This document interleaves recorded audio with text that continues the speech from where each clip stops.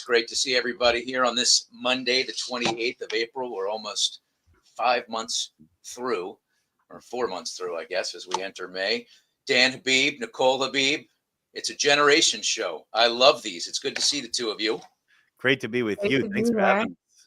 Thanks so much for agreeing to be on. We know the Habib name is very, very well known. As we'll find out when we talk here in this next 30 minutes or so, it's known outside of mortgage circles as well, in theaters, on the screen, behind the screen, Broadway, and so much more. Your dad is one of the most accomplished figures we've ever known in the industry, and let's bring him on right now.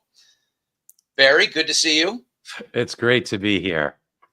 It's great to see my beautiful Dan and Nicole. Great to see you, Dad. Twins 2 minutes apart. Yes. I'm And 2 minutes older. Everyone joining us from New Jersey today. Barry, you go back and forth between down in Florida, where it's much warmer, and New Jersey. It's great to have the three of you on here. I know everyone is really looking forward to this. We had a big response when we sent out the invite. So let's jump right in. Nicole, how old were you when you first heard the word mortgage? We were in the womb for sure. Yeah. And Dan, I understand when you guys were kids, like your official LinkedIn profile says that you got into the industry in 2004, 2005. But tell us what it was like to be running around the hallways of your dad's company. How old were you then? Yeah, well, most people know my father from Mortgage Market Guide, MBS Highway, but prior to that, was one of the top originators on several occasions in the country and had his own mortgage company. So that was called Certified Mortgage Associates, CMA. And we used to go to the office, do all kinds of odd jobs. We used to race down the hallways together, fight over who was hitting the elevator button first.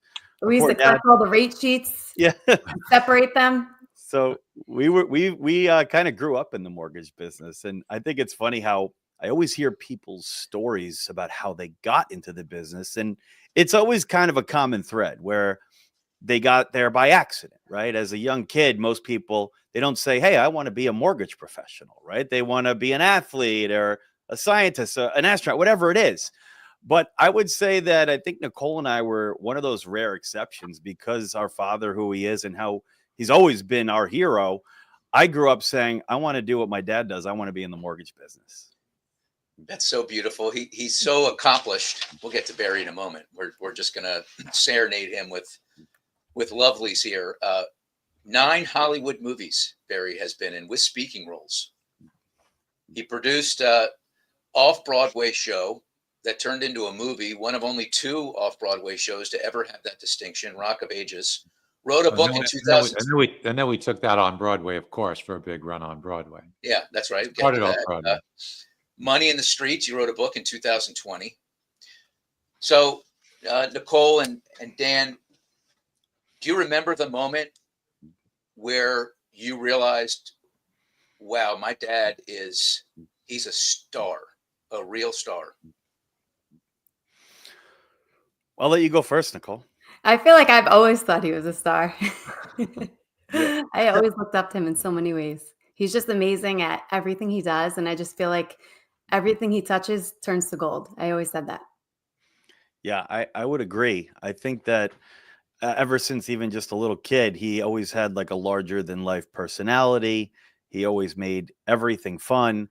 And all of our friends always loved him because he was a little crazy, but but always just a ton of fun, so generous. So yeah, we always, I think, looked at him in that way. But once I started to get a little bit older and was working with him at Mortgage Market Guide, really to just see people look at him as a celebrity, an icon. People would be lining up during his speaking engagements to just say hi, take a picture. They were crying, they were laughing. So once that started, you really kind of started to see how impactful he was on their lives. And of course, on CNBC, I think for the better part of 13 years. Barry, had you always hoped that your kids would get into the mortgage game? I know a lot of folks are divided that are in the industry. They're like, look, this is way too turbulent, way too up and down. Do something else, kid. How about for you? I never tried to influence them to be in it or to not be in it. I wanted them to make their own decisions. Clearly, I'm thrilled. It's such a beautiful thing to be able to stay close with them and to be able to teach and coach every day.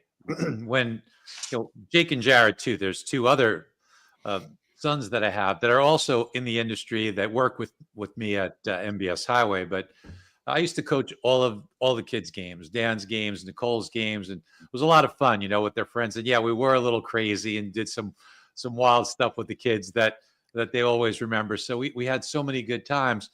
But I I felt it was important to be influential for them in whatever they wanted to do in a positive way. And the fact that I get to work with them and teach them and work with them every single day it's just a blessing. The funny thing is, Greg, is that and this applies to all four of them, Jake and Jared as well, is that while I was the teacher, a lot of times with the four of them now, I'm the student because they're so amazing and so talented that they wind up teaching me a lot of stuff right now. So the roles to some degree have reversed, and I'm a student as much as I am a teacher with all four of them. Yeah, that is the cycle of life. How would you describe the proudness you have, Barry, for your children? I can't even get the words out. It's beyond words, because I know that some people want their kids to be this or be that. And really what I wanted my kids to be good human beings and good people. And they all are. They all have a great moral compass. They all have this kindness about them. And I'm so proud of the way that they are in their relationships. Dan and Nicole are both parents, and I'm so proud. You're going to make us all cry now. Of the way they are as parents. So, I feel that, they deserve all the credit, but I feel that I've done a decent job of helping them get there. Yeah, no question about it. Hey, Nicole, in getting to know the book that your father wrote, Money in the Streets, came out in 2020. He talks a lot about what the family had to endure coming over as immigrants, two teenage kids that couldn't speak any English. Barry, I believe you were born. Your dad was 57. Your mom was 40. She was working in a sweatshop. Your dad was selling hot dogs on the street. Money in the streets. The idea was the money's there. It's all about going after it and going and getting it. And with that, Barry, you also talk a lot about positivity and the power of that and how much of a difference how you wake up in the day makes and how you approach every day, and every moment of every day matters. Nicole, what have you learned about that, about the power of positivity and how you've implemented that in your world, thanks to Dad? Yeah, I mean, we all go through like so much in life. It's just you have to be able to actually see the opportunities. He came here with absolutely nothing, and look what he's built. He's built so much. I mean, I just like look up to him in so many ways, and just everything he does is amazing. And so the question is, in the tease that I made for this, I said, look, Barry Habib's been in this since 1986, so almost 4 decades, but the Habibs are just getting started. So I understand there's another one. Karina, your 3-year-old daughter, is it? She is already working on enhancing people's credit. Yes. And she helps me with my social media and my reels. Watch out, everyone. Dan, you want to share this? This is Yes. Is it pulled up? Here it is. We're talking about credit score. What are we talking about? Credit score. Okay, credit score. You have a good credit score, you buy things.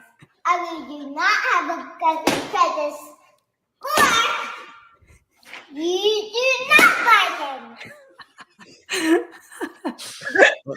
She breaks it down pretty simple, doesn't she? And you can see that she's got that Habib passion, right? So that's definitely there, you know. So, Got to start booking her for keynotes now. There'll be a line out the door for her as well.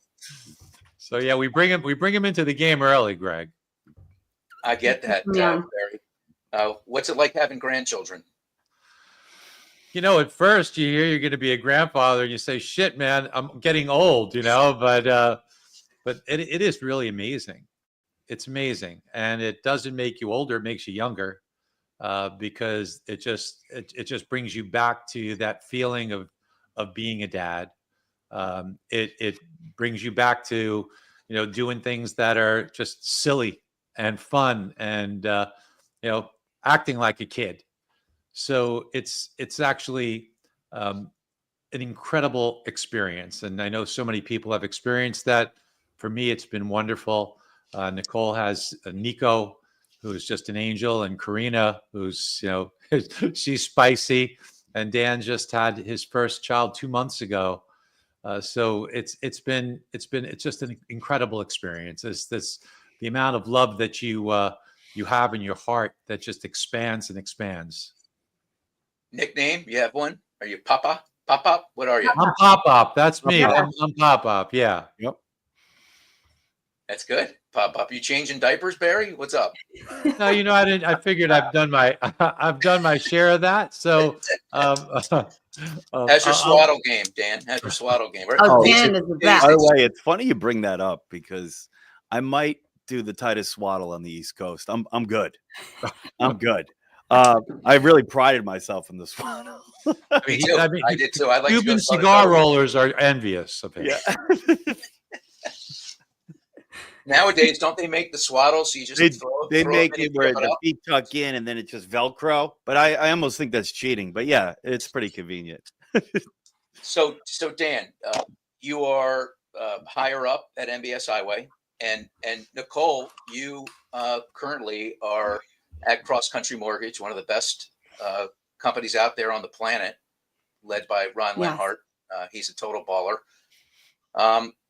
Talk to us about that. You know, what's that like, especially at this moment? Like you have like an encyclopedia of knowledge and how to approach these things. I want to hear from Barry and Dan about what they think about the market and MBSs and everything. You're actually in the thicket right now. You know so much. So tell us how you view this moment in time and how you're surviving and doing more than that, thriving. So, well, yeah, I'm with an awesome company across country. We have like everything at our fingertips. We're actually the #1 non-QM retail lender, which comes in handy these days because any mortgage that doesn't fit into that conventional box, we pretty much can do. I have an awesome team here of all the support I need. Yeah, what you actually cut out in the beginning of the audio. What other question? Well, no, just curious to know. You have an edge, I think, because you've got the family that you have that's been in the business. They've seen the roller coaster up and down. I'm just curious to know how you stay positive. I'm sure you stay extremely positive, no matter what rates are doing or anything like that.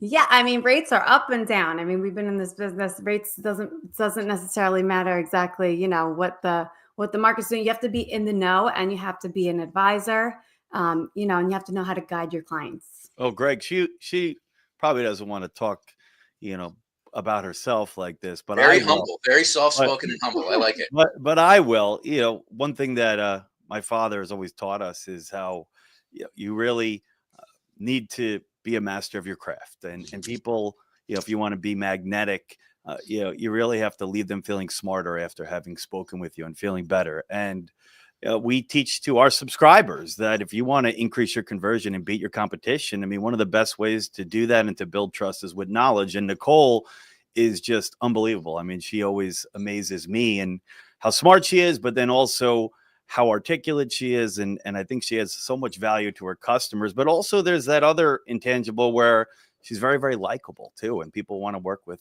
others like that. So I think a lot of what my father has taught us in business and just in life and trying to be good people, I think that's really helped her, especially through this time. Yeah. Well, there you go. See, I knew you were fabulous, Nicole. She's very humble, but she really has incredible talent. And, well, Nicole worked with us at Mortgage Market Guide for a while.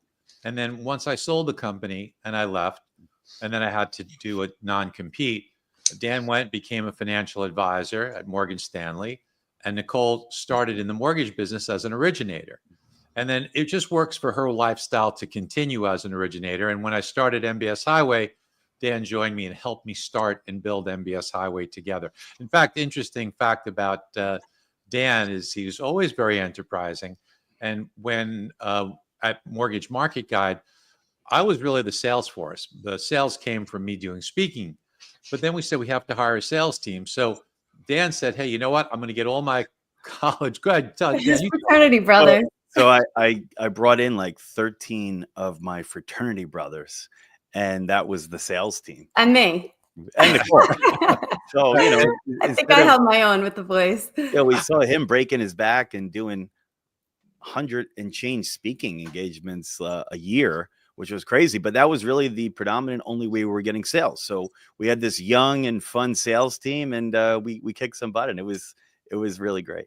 Little known fact about Barry, he was even more instrumental in the in the Broadway realm than people know about. I mean, the top line stuff is obvious, and he's one of the best to ever hit Broadway in terms of being a producer.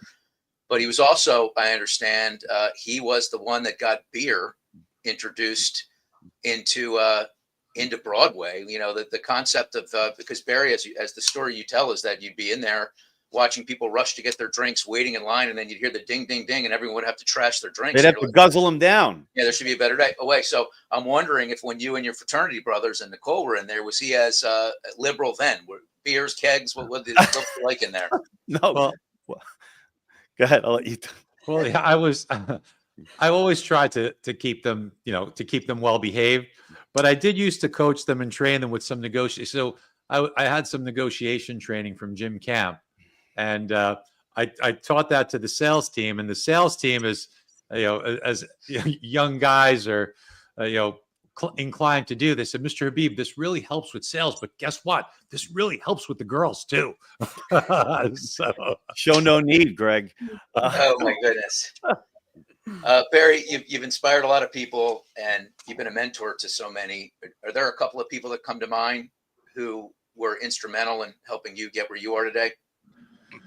Wow, there are so many, starting with my parents, especially my mom. My dad passed away when I was younger, but my mom really taught me so many things, so many lessons, too many to count, just kindness and helping others, and how that's so important, not just because it's good to help others, but the way it makes you feel about yourself when you're doing good and when you're helping people, and how happy that it makes you to be giving. So those lessons are very, very important. I learned them as a young boy, but also because we did struggle so much and it was so hard, that you can struggle and make a choice to still be happy. There are so many people that go through struggles and are bitter, but we only have X amount of days on earth. We don't want to spend them pissed off and resentful, right? Even if we're going through a tough time, let's make the best of it. Let's make the most of it. And so, yeah, starting with my mom, but there are so many other people. I mean, there are so many mentors that I have, so many that I've become very close friends with throughout the years, and truly too many to mention. But people like Tony Robbins and Lacey Hunt, which are dear friends that are great mentors. Peter Bookvar. These are people that I can talk to and learn from. Again, the list goes on and on and on. When I was younger, a guy, Jack Rummett, was one of the first people that taught me to think big. So it's important to have mentors in a life that can help us see things that we normally wouldn't be able to see on our own. Yeah. Do they all have a commonality? I think that they are different areas where they can be mentors in. Whether it's in teaching you how to be a better person, or how to be a better expert in a specific area, or how to learn things. So it's ways to gain knowledge and gain expertise, and that's because experience is number one, but experience takes time. if you can get a lot of that experience from someone else and they can articulate it and help you, you can fast track a lot of things by gaining that. Yeah. So a couple more things here, and then I want to touch on another subject. Yeah, I look at what you do, predicting the movement of rates, and I'm like, wow, he's like a weatherman. Like, those weathermen that are like, oh my God, More accurate than the weatherman. yeah, it's going to be a blizzard. We're going to have you're going to have 3 feet of snow, and then there's not even a flurry. Like you take a lot of chances. Was that tough in the beginning? I mean, you've won awards, so let's mention that. I mean, you twice won the Crystal Ball Award as the most accurate economist. Four Four times. times now. Four I must times. have listened. So you've won it 2 times recently, then, because I won it. Yeah, we won it last year. Okay, got it. And I'm watching old footage, man. At least I studied. You can appreciate that. Of course, of course. So 4 times now. So the question was in the beginning when you started to do this and you were wrong a couple of times. I'm sure you caught flack. Now, social media probably wasn't as prevalent as it is today. You can imagine what it would have been like then. But what was that adjustment period like for you to have people like pissed off? Like, hey, man, you told me to do this and I lost money. Listen, it's very hard. It sucks. Nobody wants to be wrong. You want to do a good job. You want to get it right. But it's unrealistic to think about getting it right 100% of the time. I remember a lesson that I learned when I learned how to juggle. And my teacher had me throw the balls up and let them drop. And I'm like, why am I letting them drop? And he's like, you have to understand that you're never going to get them all. He says, sometimes you're going to fall and you got to be okay with that. And it's kind of similar to this. You got to be okay in knowing that it's not going to be perfect. In any sport, a goaltender is not going to shut the team out every time. They're going to let some goals up. A hitter's not going to get a hit every time. A pitcher's not going to pitch a no-hitter or a shutout every time. And we're not going to get it right every time. But the idea here is not perfection. That could be the goal, but that's not the realistic idea. The realistic idea is you want to have a very good winning percentage. And I think we've accomplished that. I've had my share of bad calls, 100%, of course. Quite a few calls that we didn't see things coming. We didn't plan for them. Things that happened that couldn't have been planned for. But what we pride ourselves on is the methodology and the modeling. So our methodology over time has proven that it yields very favorable results. And winning 4 crystal balls, there's 150 of the top economists and being number 1. And it's 4 in the past 7 years. So that's, it's pretty good track record. Yeah. And the other years we finished in the top 10. So it's more saying like, it's not that it's me, it's the systems that we have and the modeling that we have. It works and we're on the right track. It's not going to always be right. It's not going to capture everything all the time, but we say, hey, look, we've been wrong in the past. We're going to be wrong in the future, but it still sucks to be wrong. It still hurts. And then there are people that get frustrated that can be mean. It's okay. I mean, that's up to them. If they're demanding perfection, we're not going to be able to deliver that. Yeah. So I think people that are watching are like, all right, Greg, well, ask him where he thinks rates are going now. Come on. I don't want to ask, but I feel like if I don't ask, people are not going to be happy with me. So I saw you speak on the Housing Wire stage. You were just unbelievable, by the way. You allowed me to buy you a coffee. So thank you for that. No, thank you. And then you were on the stage and just so dynamic up there. And, you talked about the unemployment rate and how there might have been some fudgery going on there as the last administration ended. I don't even know if that's a word, but you had thought that rates would go down. Are you still in the school where you feel like sometime in 25 we're going to see a handle in the 5s? Well, I thought that we'd go into the low 6s. That was the forecast, was low 6s. And we still stand by that. There's a lot of uncertainty, of course, with what's going on with tariffs. But there's reason to believe that we could see rates decline. We think the unemployment rate will rise, and it has been rising. It's gone up from when you saw me speak from 4% to 4.2. We might see that rise again this coming report that's coming out. We also thought that inflation would come down. It has.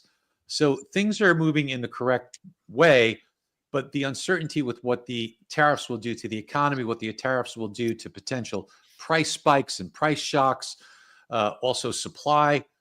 shock, like, it's not going to be like COVID, but we all know what that feels like. And we haven't seen that yet. That's going to start probably within a month or so, where we'll start to see the shelves have some depletion from China goods because they've stopped being shipped. Now, eventually that would have hit the ports, by Mother's Day on the West Coast, and then filter through to the East Coast by the beginning of June. So as we hit those time frames, the West Coast and the East Coast will start to feel the pinch. I think that's when there'll be a call for, hey, we got to put a deal together with China, because people will be upset that the goods that they want are not available. So we'll see how that plays out. But I still believe that there's good reason to think that we can get to low sixes. Look, we almost got there, right? We got a little below 6.5% briefly, and then all hell broke loose when the tariff announcement came out. But things were moving in the right direction. Yeah, for sure. So, lastly, Barry, you've been through some rough times in the last few years. A lot of people in the industry praying for you.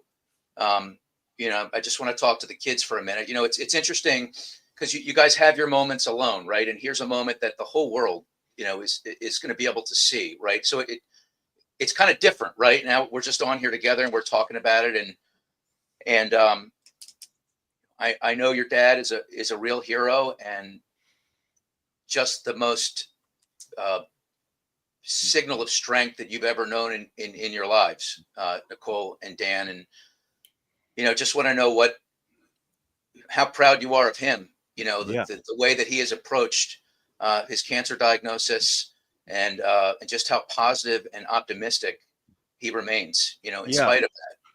Well, Greg, I'll take this one at first here, right? So, it's been a difficult last year and change. And while there's been so many things that I'm thankful of with my father and I've learned from my father, and the mentorship and the education on the markets and teaching me how to speak and really, trying to follow in his footsteps, I'd say one of the things I'm most proud of and lessons that he's still teaching us is how to overcome adversity, how to live up to your commitments, how to, pick yourself up, not feel sorry for yourself, and keep trucking forward. I mean, I think a lot of people know the cancer battle he's been going through.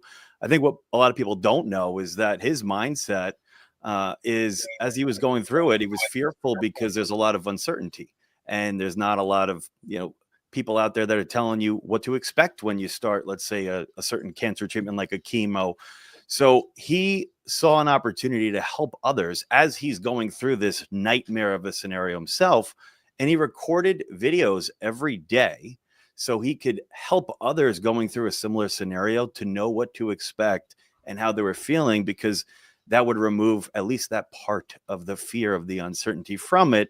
And, Greg, he just started a new cancer treatment this past week, and he had a pretty rough reaction just as soon as this morning, yesterday, the day before. I mean, the fact that he's on this call right now just goes to show like how much he cares, how much he lives up to his commitments. And I mean, he just continues to amaze me and be my hero and set just as good of an example as you can as a father, a person. And that's my thoughts on it. Nicole? Yeah, he just amazes me. I mean, first of all, he doesn't complain ever. He just has a positive mindset. Sometimes I don't even know how he has such a positive mindset, but the doctors say this is his next step. He just does the next step. He doesn't complain. He also, what amazes me, he literally teaches himself everything. So, about the diagnosis, the medication, he will research everything, talk to ChatGPT, and that's like one of the best things about him and why he's so successful. And what he does is that he just takes complex things, he breaks them down, he understands them, and then he relays it and teaches it to everybody. And I'm just so proud of you, Dad. I love you so much. Yeah. His blood type is B positive, by the way, right? and the doctors are always pretty amazed in the conversations that he has with them. They're like, "Are you? He sounds like a doctor." Yeah. And yet through all this, you're carrying others with you, as demonstrated by what Daniel just shared. I don't know how many people know that, but wow, that you're trying to help other people in similar situations to brighten their days. that's remarkable. And thank you, especially given what he just said, that you're even on here right now. I mean, Barry, how has what you've been going through impacted every day? I mean, obviously you're stoic as can be, but you're also, you're also fighting a fight right now. Yeah, so the chemo, we went through some very tough chemo that didn't work. We did the CAR T and radiation, and that didn't work. In all cases, it helped, but if you don't eradicate it, it comes back. So we just started this new treatment, this glofitamab. It was rough, Greg. It incapacitated me. I think Dan said, like, I was so knocked out I couldn't even get through a text without dozing off or falling asleep, and the amount of pain that I was in, I can't even describe it. And I have a pretty high tolerance for pain, but it was pretty rough. That was on Thursday and Friday, and Saturday was a fog, and yesterday I started to come out of it a little bit. Today I'm still not right. But I have to go through another treatment on the following Thursday, then the next Thursday, then it goes to every 3 weeks. But listen, you know what? You just got to move forward, and you just got to do it. So we're hopeful, we're optimistic that this will do it. I've got the best girl in the world, and Rosa. She's been like by my side throughout all of it. My children have been incredible. I was saying just this weekend how they all like rallied, and they're all communicating with each other and making sure that I'm taken care of, and that Rose is taking care. It's just like it's just such a beautiful thing how they've all pulled together. I couldn't be more proud of them. But the big lesson here is that we all have adversity. Whatever it is that you're going through, every single person listening has their own adversity that they're going through. And it's a choice. The choice is, do I feel sorry for myself, or do I have gratitude? Do I appreciate what I have? And do I choose to spend each day that I have making the decision to be happy as opposed to being resentful and pissed off? And my decision, my choice is to try and be as happy as possible and enjoy every day as much as possible. And I think that's an important thing, because we only have so much time. And I think it's best for us to do good for others, be as happy as we could be, and be as positive as we could be about the outlook going forward. Yeah. And Dan, your dad was always a hero to you, but in this moment, he's a real hero, isn't he? Yeah. Like a real living hero. And, for you, it's a chance for you to, it's ironic, isn't it, a little bit? Your dad is so strong, so stoic, such an incredible, amazing leader. He's wired you for this moment in some ways, wouldn't you say, to be able to reciprocate and be there for him? Yeah. I mean, he's always been the first person to be there for everybody else. So he's definitely instilled that in us. And, I just hope to, be able to reciprocate, make him proud, and also, pick up in areas or help even more so in even like our business and stuff, if there's something that he's not able to do because he's getting a treatment. And, I pray that I do a good job and make him proud. Yeah, I get the feeling you're already proud, Barry. Oh, beyond words. All of them. Just Jake and Jared and Nicole and Dan are all they're all just amazing people. They really are. They're amazing people. Not just because of me. Just I see how they treat others. I see how Nicole and Dan are as parents. I see the way that they treat their significant others. Rob and Lauren, and I see the way Jake and Jared treat their girlfriends, Melanie and Hannah, and it just makes me very proud to see the way that they act as good human beings. Nicole, you want to help us close this out? Well, we have the best role model ever. Is that it? You want me to start bawling, crying? No, not at all. No. Just want to give you the floor. No, I mean, Dan pretty much said everything in the most perfect way. I mean, we look up to my dad in so many ways. He's taught us everything, especially now what he's going through. I mean, he just wants to help everybody else, and he doesn't complain. He's just my hero. Yeah. I think you're a lot of people's heroes, Barry, and what a gift and a blessing it is that you would give us this window into your family.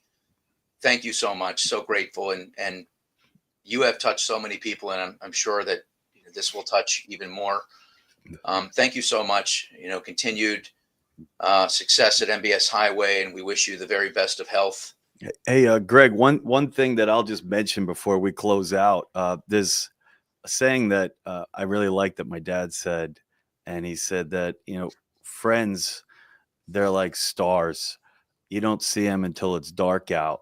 And one thing I just want to say, since the audience here is the mortgage industry, is that it's pretty incredible, the community that we have built in the mortgage industry, and even through all this craziness that we're seeing out there in the markets and stuff, the support from thousands and thousands of people that have messaged my dad either on his phone or on social media, handwritten notes. I mean, you name it.